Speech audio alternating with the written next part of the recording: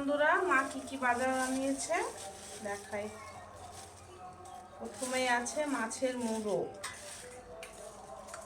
কাতল মাছের মুড়ো। এখানে আছে চিংড়ি,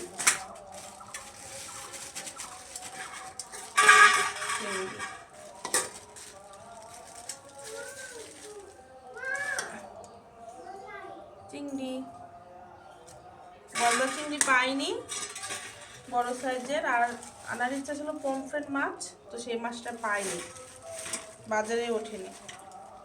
এখানে আছে পাপা সর একটু, আই ধরে না, এটা দুজন মারবে। এখানে আছে ইলিশ মাছ, সর ওদিকে যা। এখানে আছে ইলিশ মাছ, ইলিশ আছে মনে হয় মাটন। হ্যাঁ হ্যাঁ, এখানে আছে মাটন।